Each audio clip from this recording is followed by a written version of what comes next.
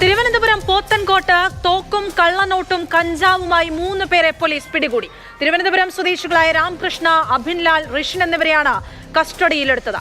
KAAPA case പ്രതിയെ തിരഞ്ഞെത്തിയ പോലീസാണ് മറ്റു 3 പേരെ പിടികൂടിയത്. പരിശോധനയ്ക്കൊടുവിൽ കാപ്പ കേസ് പ്രതിയും പോലീസ് പിടിയിലായി.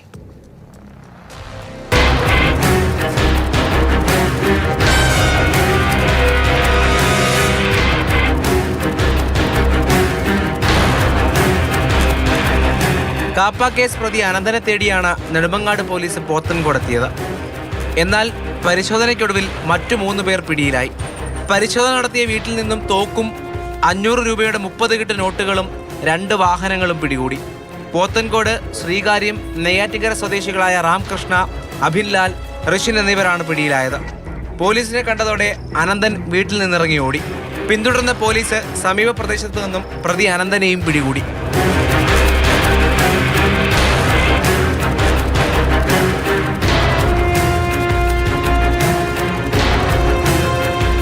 പ്രതികളിൽ നിന്ന് കണ്ടെത്തിയ 500 രൂപയുടെ നോട്ടുകെട്ടുകൾ സിനിമാ ഷൂട്ടിങ്ങിന് ഉപയോഗിക്കുന്ന നോട്ടുകളാണെന്ന് പോലീസ് തിരിച്ചറിഞ്ഞു. ഒപ്പം ഇവരുടെ കയ്യിൽ നിന്നും പിടിച്ചെടുത്ത തോക്ക് എയർ പിസ്റ്റലാണെന്നും പോലീസ് പറഞ്ഞു. പ്രതികൾക്കെതിരെ വാഹനമോഷണത്തിനും മൊബൈൽ കട കുത്തിത്തുറന്ന് അതിക്രമം കാട്ടിയതിനും പോലീസ് കേസെടുത്തിട്ടുണ്ട്.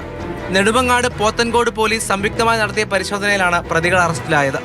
ഇവർക്ക് അന്തർ സംസ്ഥാന വാഹനമോഷണ സംഘവുമായി ബന്ധമുണ്ടോ എന്ന് സംശയമുണ്ട്.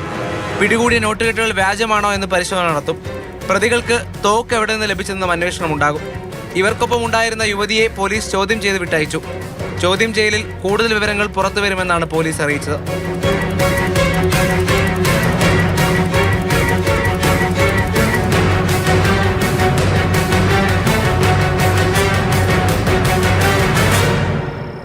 മാതൃഭൂമി ന്യൂസ്, തിരുവനന്തപുരം.